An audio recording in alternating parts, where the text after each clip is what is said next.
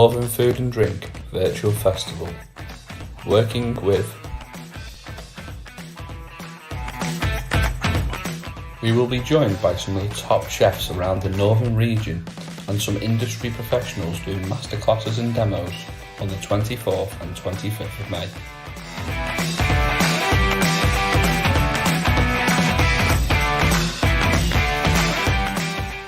Event Organisation Team.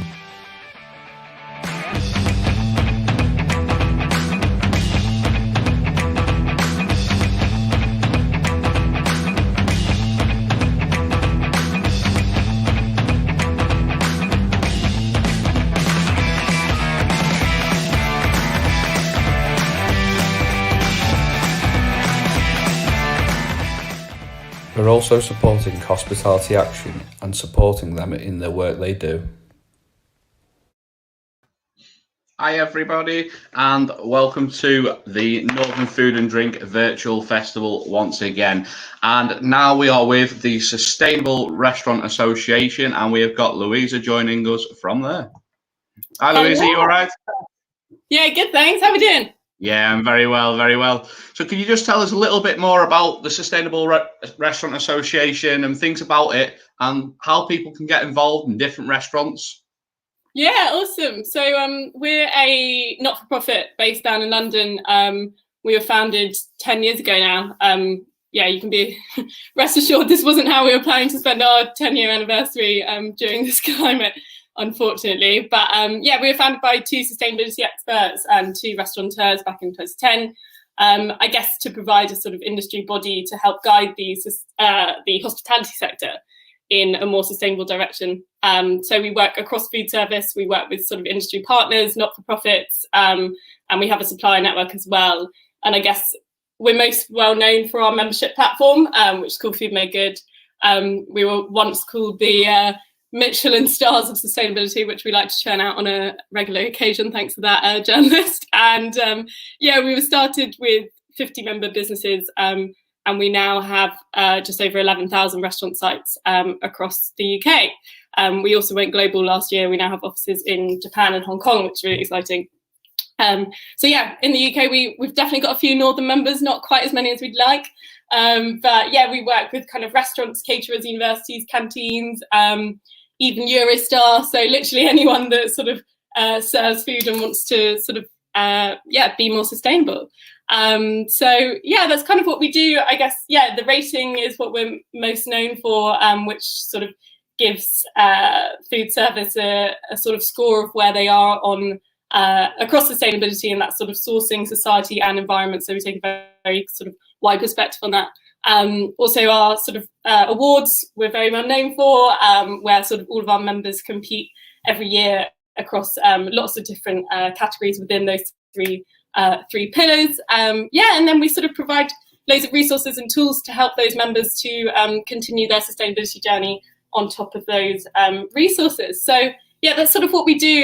I guess the why, as most people know, you know, food is one of the biggest things that we can control in our day-to-day lives to make a sort of more positive impact on both the environment and the society around us and our own health. I mean, the global food system is responsible for around a quarter of all human-induced greenhouse gas emissions. So yeah, food is an incredibly powerful thing that we can all sort of take small steps every day to minimise, I guess, our impact on the world around us. So yeah, I guess the food we eat every day matters, and as more and more people dine out, you know, each week, that sort of makes restaurants an even more powerful platform to ensure that they're being as sustainable as possible, so that when we eat out, we can be rest assured that we're sort of still having that positive impact. So, and I guess, you know, chefs have always been at the forefront of kind of the food that we eat, and they're the sort of trendsetters. You know, we all have, you know, cooking books at home from the most incredible chefs in this country, you know, who then sort of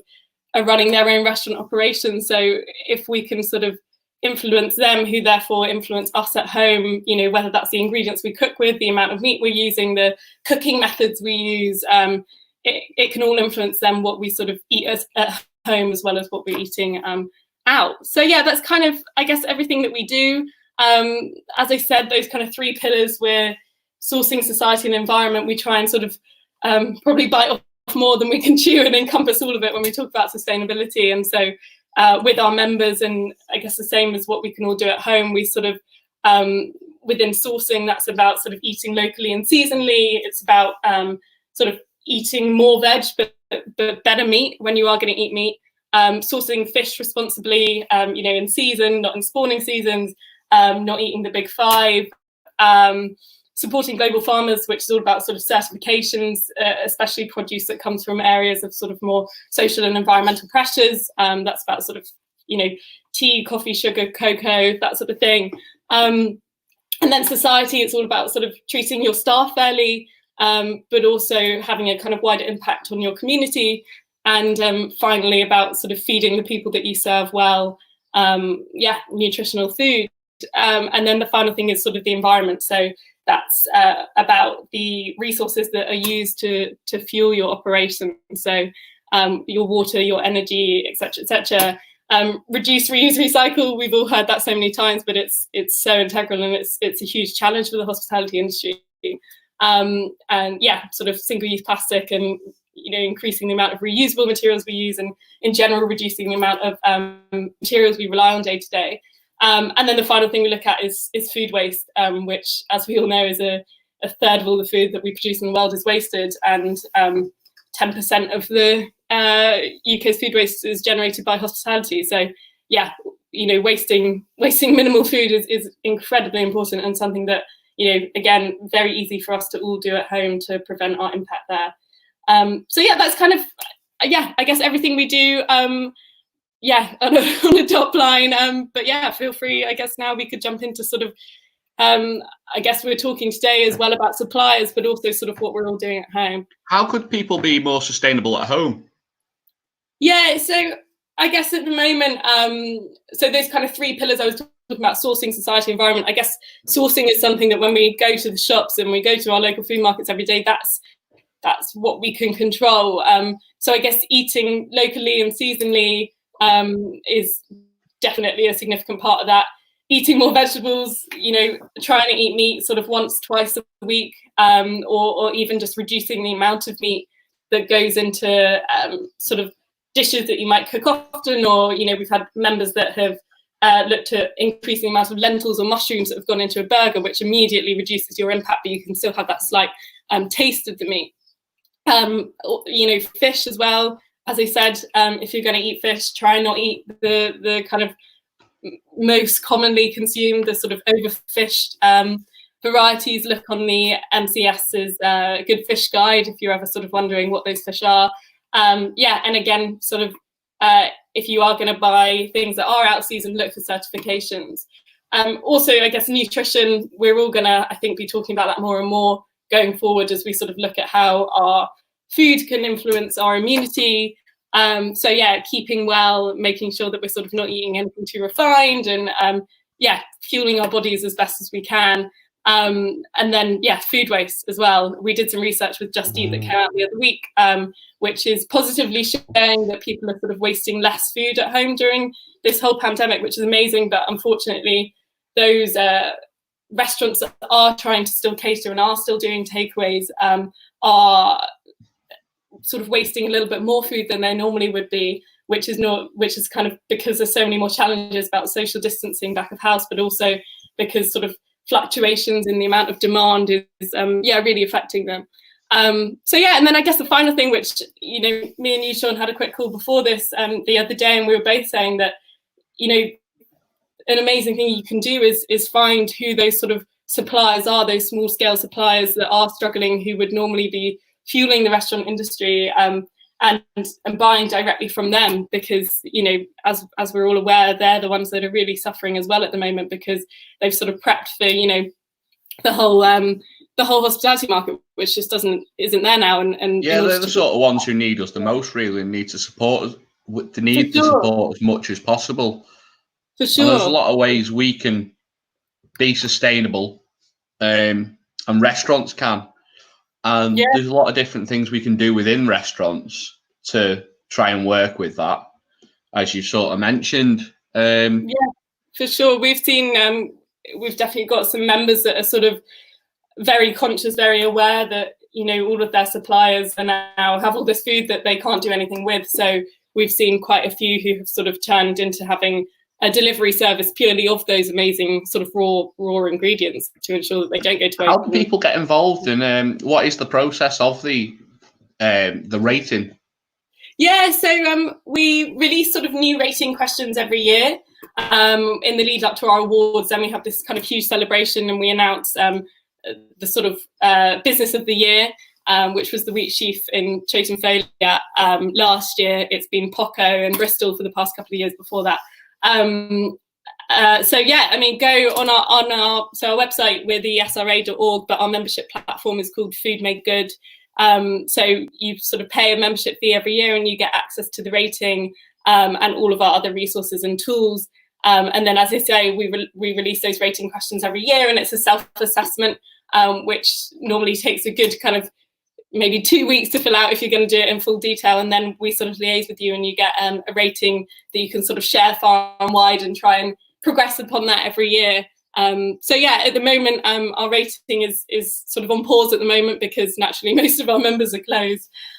But if you sort of go onto foodmadegood.org and subscribe to our newsletters there, then once we sort of make the rating live again, you can join up. But at the moment, those kind of questions and those categories I was talking about before are all sort of live on there, so you can sort of do some prep work and have a look at the kind of questions that we normally ask.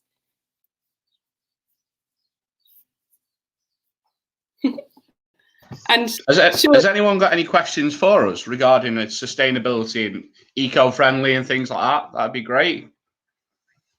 And if not, in the meantime, Sean, I know you were saying that down at the Wellbeing Farm, you guys do loads sort of to ensure that the catering that you're providing is as sustainable as possible. Do you want to sort of talk a little bit about that? Are there any of those kind of particular areas that I spoke about, you know, whether that's, you know, sourcing your produce properly or making sure that there's sort of enough vegetarian options or not wasting much food? Is there anything in particular that you guys, I guess, focus on?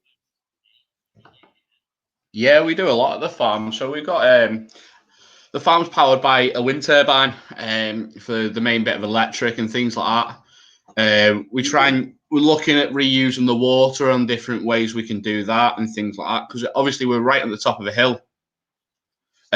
So it's a bit awkward to get water, so we're not gas run, we're electric run completely.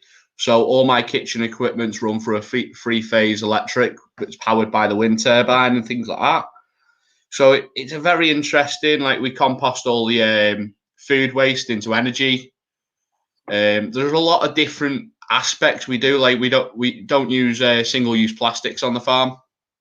Awesome. That's really cool. Trying to think off the top of my head what else there is. We do that much of sustainability and that much eco-friendly. Like all the coffees and everything I purchase comes locally sourced. Yeah. And that's sort of become my role as soon as I come to the farm, to make sure everything ran properly and was sustainable and eco-friendly. Yeah, for sure. And I guess, are you guys growing any produce on the farm there yourself, or do you kind of rely also so on we rear our own lamb on the farm, and we've just created a little herb garden at the back of the kitchen as well. And we grow edible flowers and things like that, and we're looking at going into doing small bits of vegetables and stuff like that as well, possibly, and having a veg plot at the top of the farm. Awesome, that's really cool. And I'd be interested to hear more about sort of the plastics work you've done, because I know for a lot of our members, especially our larger kind of chain members, you know, eliminating single-use plastic is obviously incredibly important, but is, you know, a huge challenge when it's sort of something that we've become so accustomed to just whacking a bit of cling film on everything. And yeah, how did you guys how were you able to eliminate that? Did you just sort of decide to not buy it one day, or was there sort of, yeah, much work that had to be done there? Yeah, it's been amazing. See if anyone's got any questions for us on it now. Oh, awesome.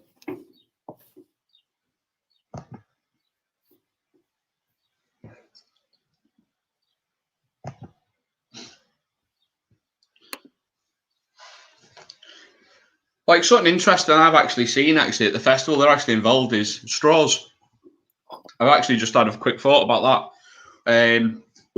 Not plastic, not paper, but pasta straws. Yeah. We've got a company selling pasta straws at the festival. Oh, that's awesome. They last up to an hour in a drink. And then do they become slightly? Yeah, they don't go floppy and bend like the paper ones and things like that. So they're working really well, them. Yeah, they're great. We've definitely some of our members have used pasta straws. I actually heard of one of our members, D&D in London. They had a cocktail the other month that was made. Even the cup was edible, so it was also made out of a kind of pasta shell. With straws, we've definitely, I think metal straws are sort of the most popular around at the moment, but also I think the guys at Dalesford do straws. So they literally just sort of harvest some straw and that's your straw for your drink. But I mean, the most sustainable way of sort of eliminating straws is just, mouths have worked very well for the past however many centuries. So yeah, a lot of people are just completely sort of removing straws from any kind of drink specs. But obviously, if some people do need straws, so keeping a good sustainable supply is definitely something we'd recommend.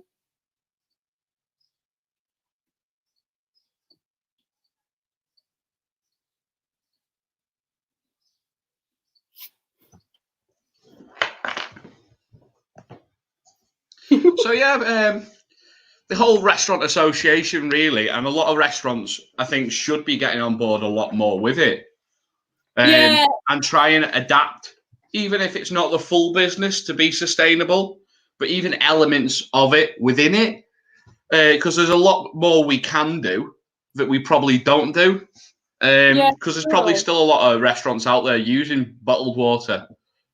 Yeah, for sure. Single-use glass bottles, even. Yeah, you could go to having your own font with your own branded bottles, filling them up, things like that you're not binning the bottle that it's in away every 2 minutes, and try and get it a bit more eco-friendly in different aspects like that.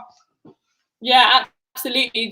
Trying to sort of shift to reusable materials as much as possible. Often it's actually, having conversations with your suppliers. I'm sure that you guys experience this when you buy in stuff, that it's actually, that's what's sort of wrapped in plastic, and that's where a lot of your sort of volume of plastic waste comes from. But often it's sort of having a conversation with those suppliers and trying to collaborate with them and just say, we're super willing to sort of try and use some sort of reusable materials here, and getting them to refill them. But often it's just, having that conversation and say, look, we're willing to give it a go and see what we can do here to help you guys, because but even thinking about the chemicals you use, like using even the standard washing up liquid, mentioning no names that you normally get from the supermarket, that's not the best thing you should be using at home or even in the kitchen. We all use it, we're all guilty for it, and there's a lot of eco ones out there. I was in somewhere yesterday and they had an eco washing up liquid on, and we actually use bits like that in the farm, so everything is eco-friendly chemicals. All my my line cleaner, we can't actually have bleach on the farm, because it all goes through a septic tank and things like that, so it'll kill all the things in the tank and all things like that. So we use all non-bleach products. That's really good. So it works really well. Yeah, you often forget about those sort of super back of house cleaning products and things that actually still have a huge impact to your plastic waste. It's all very well and good eliminating your plastic straws front of house, but if you're still going through those huge vats of cleaning products back of house every day, then it's sort of you've got to look at the whole thing. Often we've sort of recommended as well, there's lots of amazing sort of dehydrated products that you can get, dehydrated powders. So because if you sort of buy the same volume of dehydrated powders, but then you can sort of use that as a diluted solution, you suddenly sort of spreading that across, that could last you months, and then suddenly you're only sort of having to recycle one container every couple of months instead of once a week. Definitely. You're right there. It's about sort of looking at absolutely your whole operation, which can be quite daunting, but as you said, we've discussed here about plastics, but it's about sort of selecting what area of sustainability you sort of, or what couple of areas you want to sort of fight off first. It's all very well and good to sort of tackle all those areas that we've discussed, but that's a huge task. And if you just say, for 2020 we want to make a target to focus on plastic and eliminate single use or whatever, then that's incredible. So it's about sort of tackling what can be really tangibly actually implemented, and not sort of biting off more than you can chew. So yeah. And I think there's a lot more a lot of suppliers can do to help us. Yeah, absolutely. I mean, at the end of the day, a sustainable restaurant is built on sustainable suppliers. I think they estimate that about 80% of the carbon emissions of any sort of food product are sort of before it even leaves the farm. So at the end of the day, if you're sort of doing all these amazing things in your restaurant, but you're sort of not looking at your supply chain, then you're only sort of doing one half of the picture. So there's absolutely so much that you can do. And I think going back to what I was saying about even sort of reducing your plastics reliance, it's about having conversations. There's so many restaurants that do have really close, amazing relationships with their suppliers, and they go and visit them and have complete transparency. But a lot of people, it's just completely lost through the chain. And trying to increase that transparency is definitely the first thing to make decisions about whether you should, who you should be choosing to work with.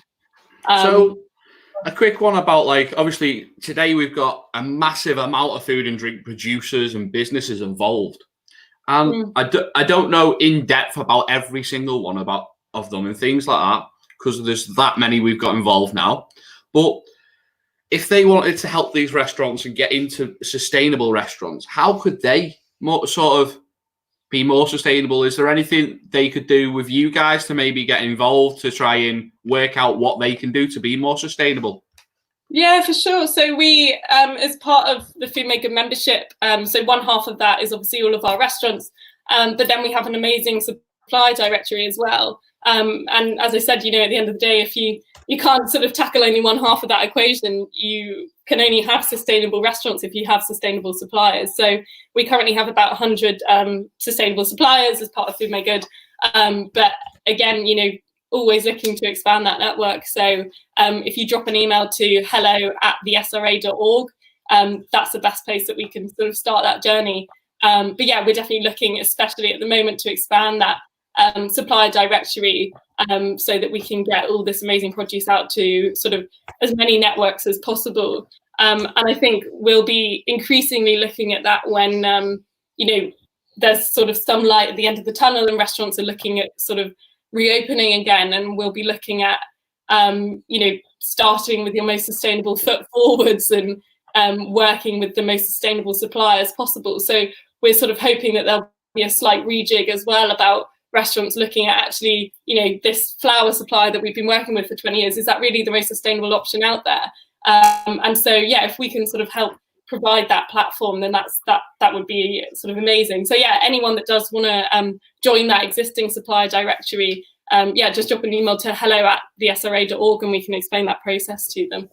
And I think it's an amazing organisation to get involved in and very worthwhile doing, because a lot of people try and be sustainable and think they're being sustainable, but sometimes they're probably not doing things they should be. Like, they think they're doing one thing that's working really well and is sustainable in one aspect, but it might not be in others. Yeah, for sure. Yeah, there's like things like swapping to different chemicals and different things, but is it the right thing to do, and is it the right product to be with? Yeah, it's an absolute, even we, spend our lives trying to keep up with all the sort of research and things that are coming out.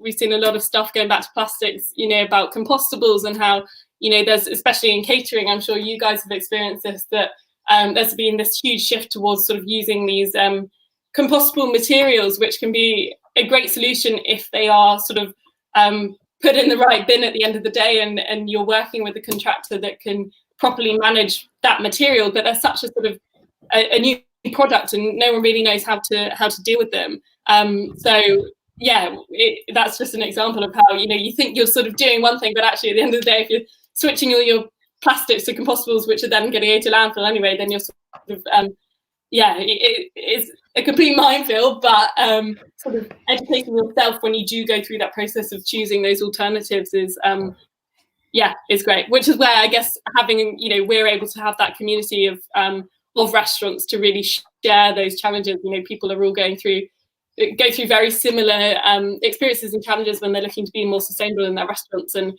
we also have this sort of online community, which I quite like to call a sort of sustainable Facebook, where you have all of our members having their own platforms and saying, look, we've tried to reduce our food waste by doing this. Have you guys had any experience? And it's this really sort of live communication between all of those members, which is awesome, because sustainability cannot be sort of tackled as a one-man band. And if you're able to sort of bring those networks together, then that's the sort of the best way to move forward. Well, massively, you said about making sure things go in the right bins then. And that just triggered a thought to me straight away. So, again, at the place I worked with before I worked at the Wellbeing Farm, we did have separate bins. We did the food waste, we did recycling, we did general waste. That was great. It worked well. We tried to do bits like we had paper straws, etc., like that. But bin lorries had come in, and we ended up getting rid of them for this reason. And it hurt, because I was like, I'd spent probably 4 hours of my week making sure everything's separated. Obviously responsible of the kitchen. I'd go out, check everything, make sure it is separated and it is right. And all the chefs would be doing it. And the worst part of it was the bin wagon had come in and it'd all go in the same wagon. And I'm like, why am I wasting my time to do it if you're not going to just do it at the end of the day? It's all going to go. And they said, they separated at the main depot. Are they? Do you trust that? Yeah. I think I've definitely heard that quite a few times. So as part of those suppliers that I said we work with, we've got some of the most amazing waste contractors as part of that conversation. So people like Veolia, Pale Green Dot, Paper Round, they're all sort of members of ours as well. And our team at the SRA have sort of been and visited those establishments themselves to literally see how all those sort of recycling streams are dealt with. My advice, to you personally, but also anyone that feels the same way, is again, have that conversation with your waste contractor and say sort of like, what is the process here? Because if they are able to separate it all, at the final site, then that, if you can go and visit that site, you maybe will have more trust that is the process that they run with. But you'll save yourself 4 hours, which I'm sure would be lovely. So I'd say advice to you is pick up the phone and talk to them and sort of understand what their process is. Go visit them, and if you don't feel that they are sort of dealing with it properly, there are some really incredible, really sustainable waste contractors out there that sort of supply directly on Food Made Good.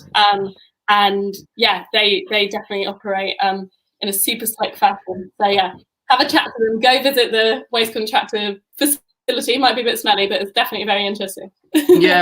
That's what we sort of arranged. So I had them come into a meeting as soon as we started the Wellbeing Farm and just made sure everything was going to the right places. So we use ReFood for all the food waste. So ReFood are well known and they do everything right. So they sent me all their information and all their things on sustainability as well. So we use that in a bit of our advertising and promos out there and to show people sort of what we do, really.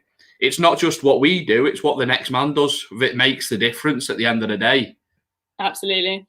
Yeah, completely. And I think, the efforts that you've gone to there are, we're increasingly, we focus a lot of our time on food waste, and the contamination of food, especially in a busy restaurant, is just absolutely astronomical. And again, the efforts you said you were going to there, and by having sort of really clear signs and team training, things like that to make sure things are going in the right facilities is super, super key. But as you said, no point wasting time on that if actually at the end of the day they're just going to deal with it anyway. So, well, you mentioned again food waste. I have a lot of it.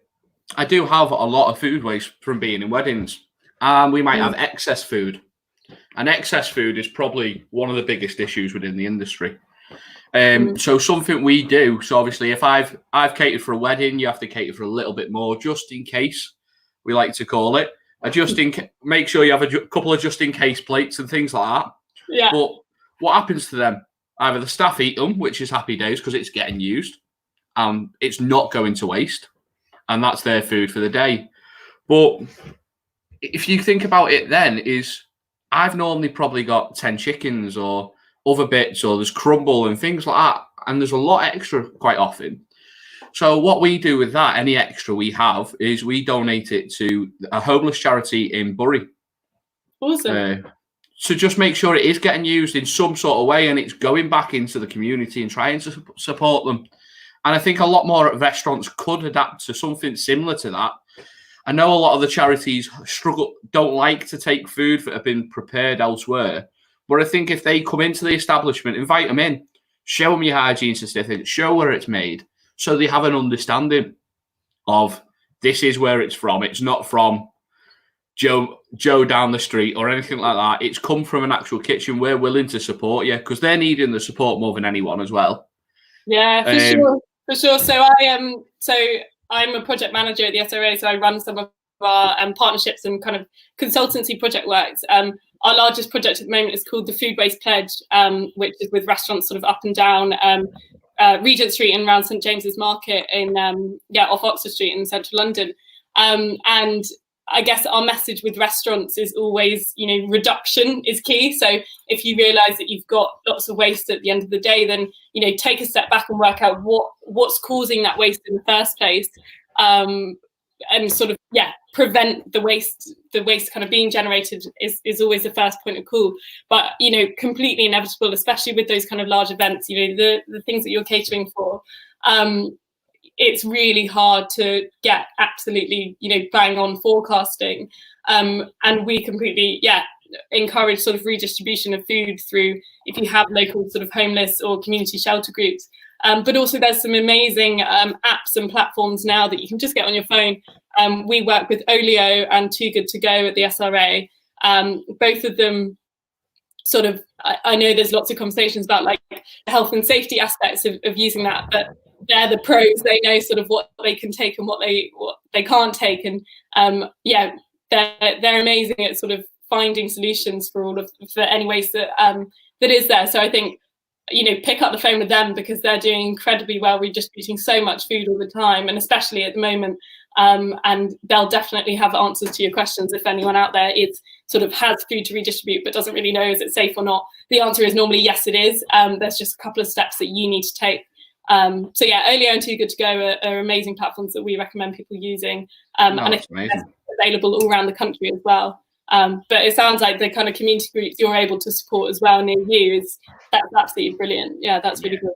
I just want to go to a comment that James put. Obviously, he's saying it's right up his street, and thanks for doing this talk. So James runs a company called Seed Chocolate in Stafford Way. I can't remember. I think it's Stone or Stafford, either one of the two. The next two are to each other. So he doesn't use fair trade chocolate. He uses something a bit more. We've actually got a demonstration from James later on today about his chocolate and how, because he makes it directly from the bean. So he's doing a bean to bar demonstration later on, and he buys direct chocolate. So awesome. it's called direct trade. Yeah. The process of it. So where fair trade chocolate is about £2 a pot chocolate bean to buy, he's buying it for about £4 or £5 each, because he's buying it direct from the farm and making sure they get the true fair price, really. Yeah, for sure. It's really I mean that's incredible. I think certifications can play a really valuable role, especially for those kind of larger businesses. If you're a huge chain restaurant or and you're sort of having to buy in bulk, you maybe don't have the resources to build up those direct trade relationships, which are absolutely incredible, and I'm sure that James has with his producers. I guess building those connections, those relationships requires so much sort of time, resource. I imagine he's been to sort of see the farms and have that level of transparency. So we definitely sort of advocate, if you're going to use tea, coffee, sugar, chocolate, you either build those really amazing direct trade relationships, have that transparency where possible, go and visit them, but you need to have that level of understanding if you aren't able to go through certifications, and if not, then we sort of advocate go around the route of it's you're pretty self-assured to know that if you are sourcing through Fair Trade, Rainforest Alliance, Bon Sucro, those kind of guys, that your money's definitely still sort of going to the right place, and those producers are getting a fair price for their amazing produce. If you just want to give a nice little summarise of how everyone can get involved and people out to try and give them a little thing of support to try and get them involved to be sustainable at home as well. And we'll wrap it up there. That'd be lovely. It'd been awesome to talk. I guess I'd say, if you're cooking at home, main things you can do at home. Number one, you can support sort of any sustainable suppliers that are out there. If there's a product, if everyone's looking for flour at the moment, that you want to sort of do a bit of research, find out if there's any sustainable suppliers out there that you could get produce directly from that would normally be fueling the hospitality market. Support sort of sustainable individual independent suppliers where possible. You can go on our website and look at our members that are still operating. If you can afford to have a takeaway once a week to support those businesses that are still trading, that's incredible. But I guess in everything that you're kind of cooking at home, wasting as minimal food as possible, eating as many vegetables as possible, eating healthy, nutritious food, then that's kind of the main things that we would advocate. If you're a restaurant or a supplier that would love to kind of get more involved in what our kind of movement's trying to advocate, then if you're a restaurant, our membership platform's called Food Made Good. We have a free self-assessment tool called the Food Made Good 50, which is 50 questions, and it produces this amazing little tool to-do list of all the things that you can kind of action when you reopen. Our full membership will reopen again, which is the rating. If you want to kind of hear about more of the resources that we're producing, subscribe to our newsletters, go via Food Made Good as well. We're also doing a webinar series at the moment, looking at sort of how to reopen right. Our next one is about sort of redesigning your menu to be as sustainable as possible when you do reopen. And any other questions, hello@thesra.org. Please just let us know there. It's been awesome to talk. If anyone has any questions, just let us know. But I hope the rest of the day goes to plan as well as this has. So great. Thanks very much for joining us, and we will speak soon, Louisa. Thanks very much. Bye now, guys. Bye.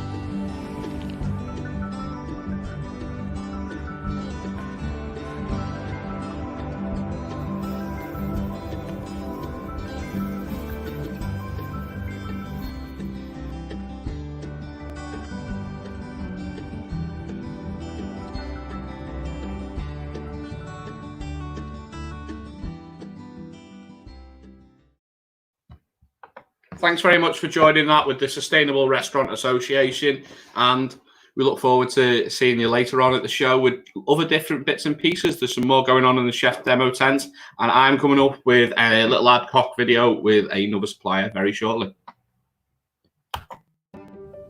Ollie Hoyle, Catering Manager. Peter Molar, Doorman.